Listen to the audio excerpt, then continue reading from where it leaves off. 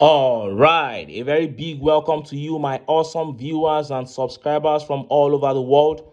This is yet another interesting episode of The Truth with Ben Jokes, your number one political talk show. Now, I want to sound a note of warning to some Nigerian pastors because of a report I came across hours ago.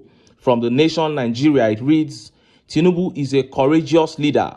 We are praying for him. Bishop Wale Oke. The President Pentecostal Fellowship of Nigeria, PFN, Bishop Francis Wale Oke, has described Bola Tinubu as a courageous, pragmatic, and strategic politician who is making impact across the various sectors of life in the country. Now, I want to warn, we are close to a point as Nigerians where we will begin beating up some of these useless pastors who collect money from politicians to lie and try to change the narrative of the sufferings of Nigerians. We know the good pastors who speak truth to power. We know people like Pastor Issa Buba in Jos. We know Pastor David Ibiyome in Port Harcourt. We know Pastor Paul Enenche in Abuja. We know Bishop Oyedepo. And we are sending these good ones to their colleagues who have collected money to denigrate Nigerians. We are sending you to them. We will soon start beating them up because they have sold out. If they have collected money to better their lives and the lives of their children, they shouldn't come and destroy the momentum that we are trying to build for Nigerians to rise against evil leadership. I won't say more than that. Now, let us look at the top stories. First is that update that many Nigerians believe has confirmed the war between Shettima and Tinubu. And next is that video that, for me, all but confirms the fact that Nyesom Wike actually collapsed. I doubted the rumor of Wike's collapse when it began circulating, but after watching this video, I clearly saw that Wike is not well. If you know him well, you will know that something is wrong with this man. Before I show you details of these top stories and how Nigerians reacted, let me quickly show you this video. This is a reaction from a stakeholder in Edo State to appeal court upholding Monday Ekpebolo's victory in the gubernatorial elections in Edo State. See the video. Well, not for me per se, but for the Edo people. Like you were trying to say in your introduction, that the APC had clinched victory. But what about the Edo people who truly voted for Aswan Ighodalo? One would have thought that by now there will be some jubilation, in areas in Edo State, but the people are mourning. The entire state is in agony. So it's not really victory for the people. It may be a temporary victory for the APC and for Aswan Ighodalo, but he knows he doesn't have the legitimacy of governance by the Edo people because they did not give him the highest number of lawful votes. Well, to be entirely clear, we haven't gone around the whole of Edo State, so we don't know if people are celebrating in some parts or not. We certainly saw people celebrating at the tribunal. Especially, of course, those are members of the APC who came with them from Benin. But you see, it's about the majority of the Edo people who came out to vote.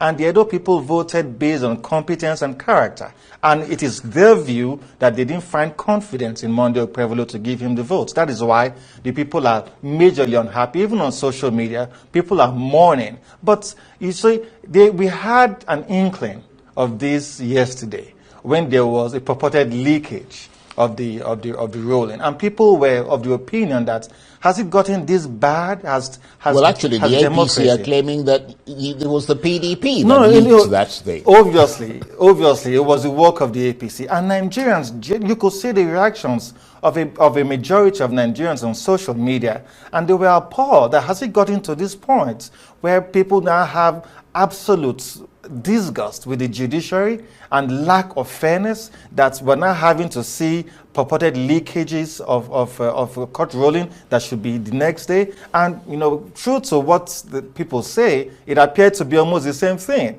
You heard that. Now, according to the speaker, the people of Edo State don't want APC's Monday Okpebolo. It is judiciary and INEC that are forcing him on the people. Listen, I have long gone past that notion. Judiciary and INEC can't do anything without a good number of the people of Edo State supporting them. Yes, Monday Okpebolo did not get the majority of votes, but he obviously got a good number. Yes, he got a good number on his side. Secondly, the majority that are against him, what have they done about it? What have they done about their mandate that was stolen? If 3,000 people of Edo turned up at the court for PDP on the first day of the hearing and 4,500 people turned up on the next hearing, do you think the court could have been able to declare Monday Okpebholo the winner? No, they won't. Even during the elections, if the people had intimidated INEC with their number, do you think they would have been able to rig? And who are the people that APC in Edo State used to rig the elections? Are they not still citizens of Edo State? My point is, it is in the hands of Nigerians now. If we want to reshape our states, our constituencies, and the nation at large, we cannot keep complaining about INEC and the judiciary. It is time for the people to rise up and do the needful. Now, let us look at the top stories. First are those updates that point at the rift between Shettima and Tinubu. And next is that video that, for me, confirms the fact that the rumors of Wike's collapse are not mere allegations. Let's start by taking that video from Nyesom Wike. If you know Nyesom Wike well and you watch this video, you will know that there is something definitely wrong about this man. That gra is not there, and his face looked pumped up like the face of somebody that had undergone serious medical processes. See the video. I don't want to give credence to people who are only interested in carrying rumors. First of all, the human being, it is not a ghost that will collapse. It's a human being that will collapse if there's any problem with their health. Unfortunately, I did not collapse. I didn't show any sign that I have any health problems. Let me tell you what happened. What happened was that you see that the former head of service of Master Government came out to let the public know what was going on. We had a plan to bomb the House Assembly complex, and had a plan to attack national assets. In order to divert attention from people not focusing on that, they have to bring one rumor that they have been flown overseas. There was not a time I collapsed, there was not a time anybody took me to that. But you see me every day. The day Mr. President broke Iftar during his birthday, I was there. The next day, I led Abuja residents to pay Salah homage. I see all those stories just die down. This is the politics.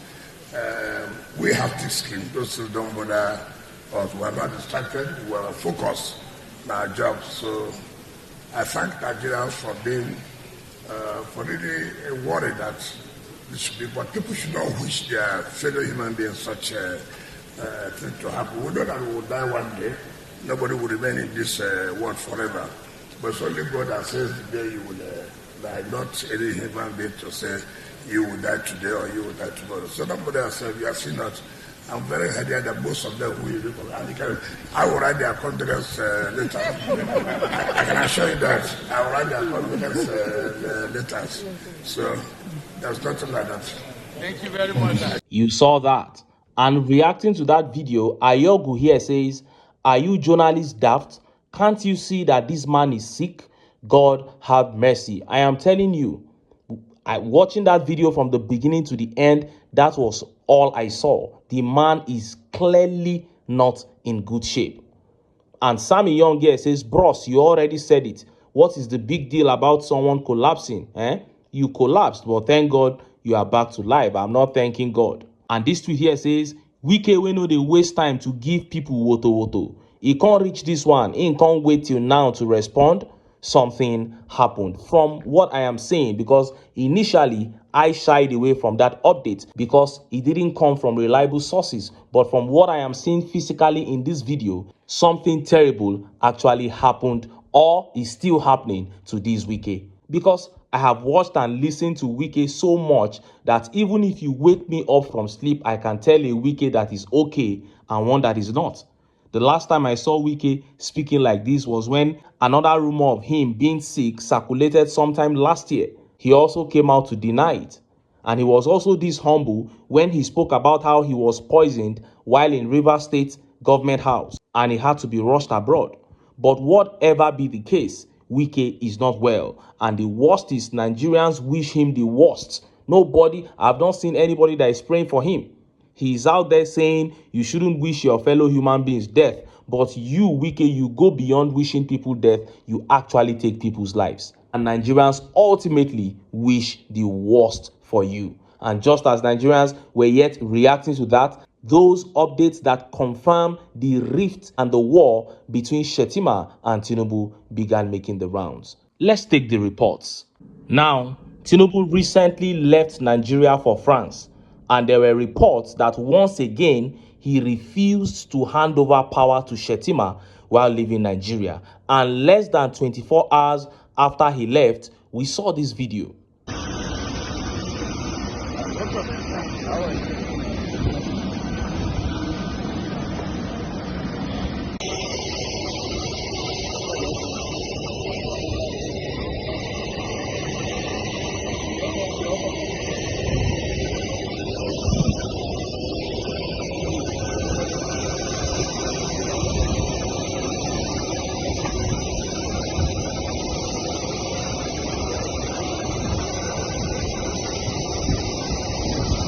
Now, what you saw there was a video of Shettima jetting out to Senegal.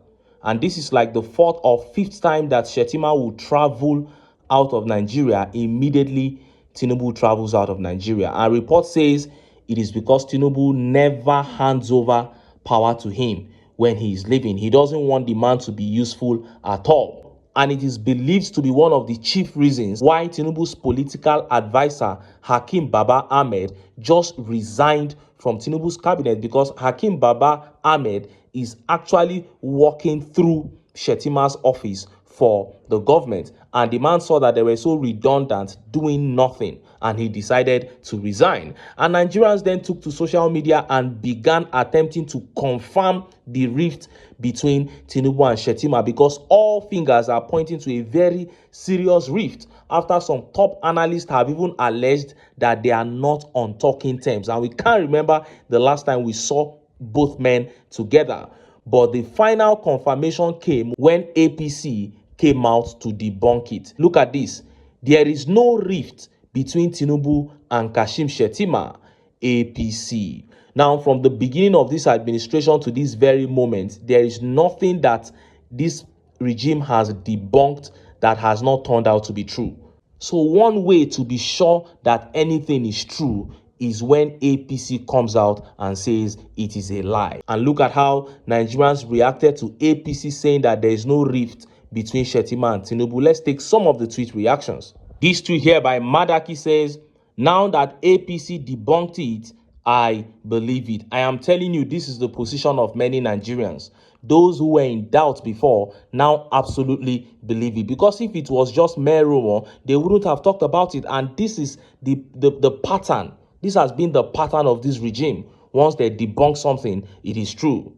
And Daddy Brian here says there is absolutely rift. Anything they deny is true. That is it. And Nazif Dadin Kowa here says, whenever APC says something is right, just take it as left. It is always the opposite. They debunk it, it is true. They support it, it is not true. And Osho here says they want to tell the people what they see is not what they see. Isn't it obvious to every and sundry that he has been relegated to the background? He said Oshibajo should sell ice cream. I guess they've sent him to sell tea.